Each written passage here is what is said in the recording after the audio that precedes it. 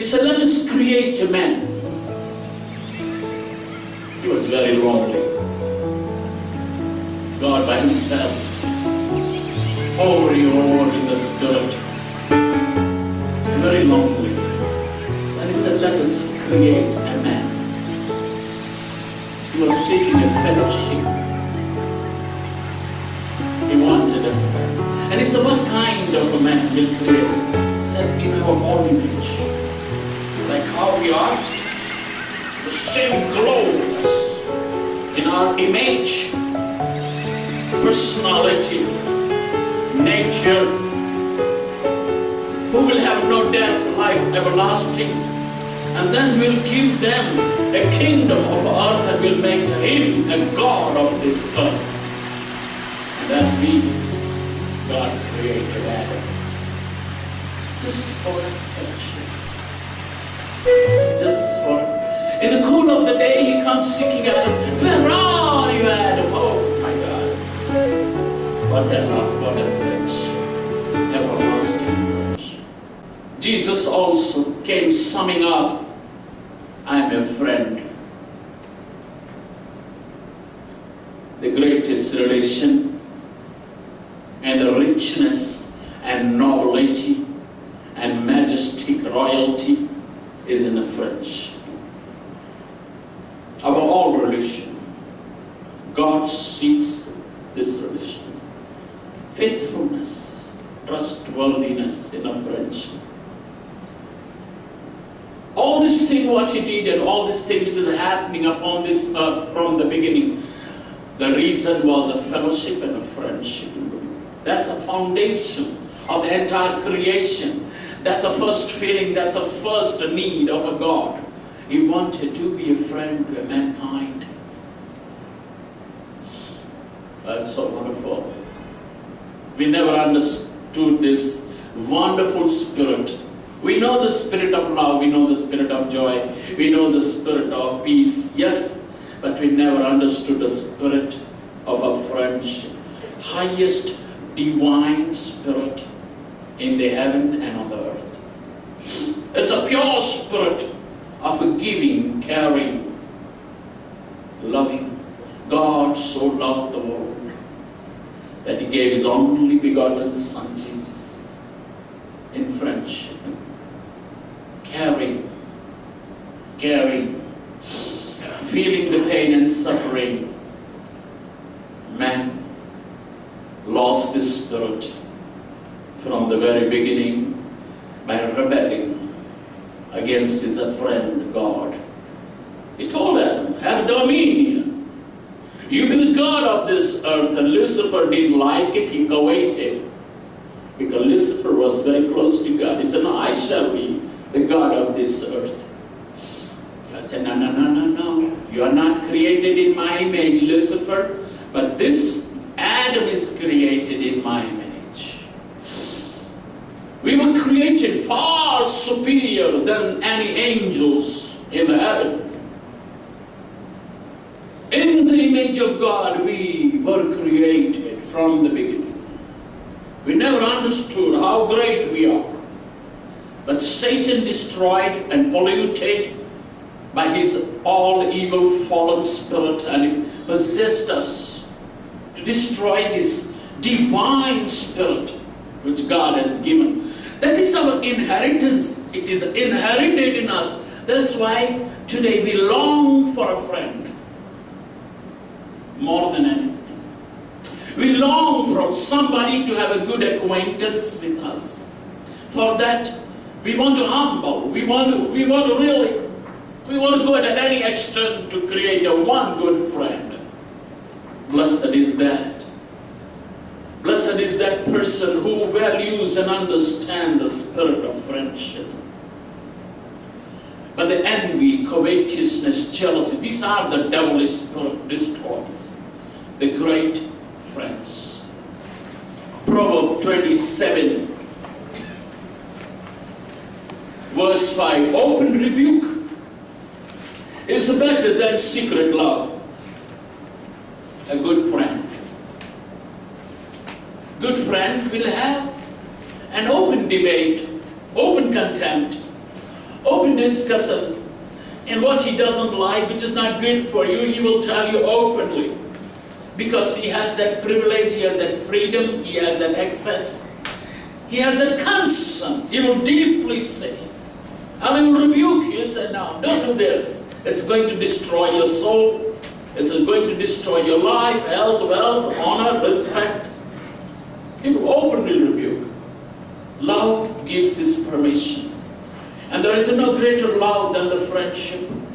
That who will have this authority over his friend, access over his friend, and he will openly rebuke sometimes. He say, hey, I don't like you. What you're doing is not nice. That's open rebuke. But we never understand there is a great concern and a love under that open rebuke. The one who will love, he will openly rebuke, with his a deep concern and pain in his heart, which he can visualize and understand how much he loves. Many times, you want to see the good person who loves you, he will openly tell you. That's a truthful person. He's a right person. It's an open rebuke is better. It's a declaration of a love that one declares the love. A faithful are wounds of a friend, but the kisses of an enemy are deceitful.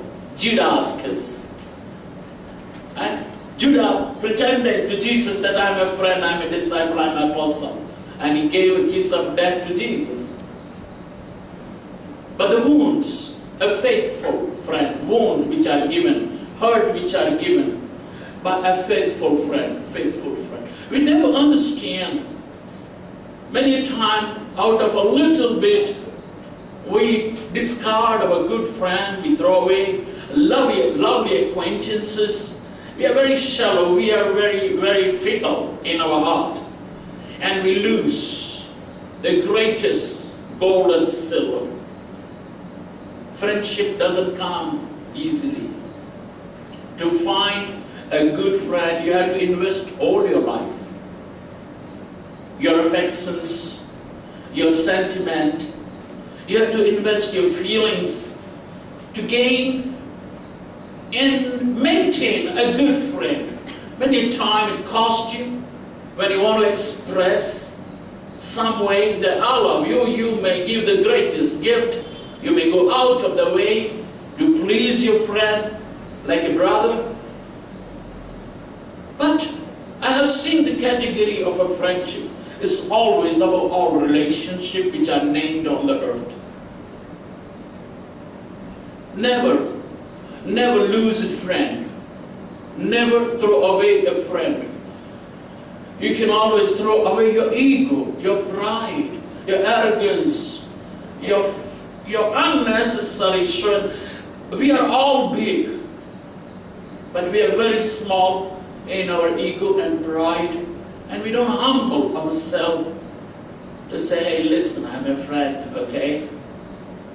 Sometimes richness, wealth, prosperity takes away a good relationship, which took long years to build it, and the warmth which we enjoyed of it, and all of a sudden we are dry, and solitude takes over you.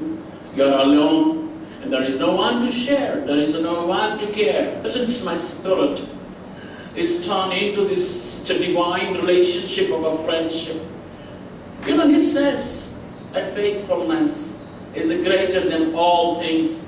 This is required. Faithfulness. Don't be deceitful. Don't deceive and hurt. You know, greatest crime on the earth, God said, Adam, everything is yours. But don't be unfaithful. Don't eat that fruit. Don't be unfaithful. That is mine. Only that one tree belongs to me. Remaining all earth is yours.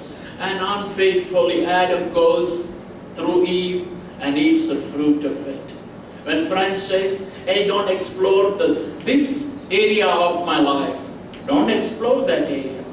Give a room, give a space to your friend, to your brother. It's this Garden of Eden is forbidden to trespass, my friend. Don't enter in this area of my life. give a space to people. Everyone, God also kept that little portion to himself. He said, don't do this, Adam. Faithfulness. The wounds of the faithful. The greatest wound Adam gave to God, that he ate that fruit which God forbid him.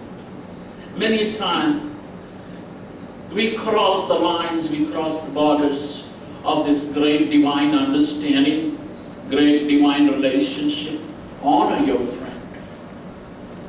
Utmost his dignity, his personality, his name, his fame, his respect. Don't make him look so, oh, you're my friend, buddy. Yes, but there are places to be a body.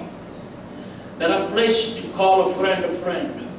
Because where he's standing may not be that place and situation that he can put your hand upon his shoulder and show the rest of the world is nothing. But to you people he's a great, but for me he's a nothing. Don't dilute his personality, his image. Let him enjoy his glory and his pomp. Many times we try to belittle people in our relationship. We make them put down in front of others. Hey, he's nothing. For you people he's a great, but for me, you're not kachara. Never do this mistake. You destroy his all labor, you destroy his all dignity, you destroy his personality by just diluting him. Never do this mistake. Don't take an advantage of your relationship. Most of the time, we cross all this kind of barriers, and then we lose a good friend. And the verse 9, ointment and a perfume rejoice the heart. So doth the sweetness of a man's friend by hearty counsel. Like a perfume and ointment. A hearty counsel of a good friend. It'll make you joyful. And a good friend will always give a good counsel which will lift up your head, lift up your honor, your respect, and you look so good and nice and happy and great in the life. Good counsel. It's like a perfume, an ointment, soothing, comforting counsel. You need to understand the value of a friend.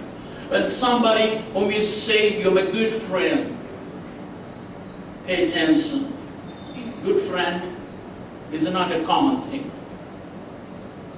Friend is a common, but good friend, better friend, and a best friend. I will advise you one great thing. Whom you call a friend, make no such move or make no such kind of a situation that you lose a friend and then you're left with no relation. My best friend is my wife. My best friend is my wife, with whom I can openly share my feelings, my thoughts.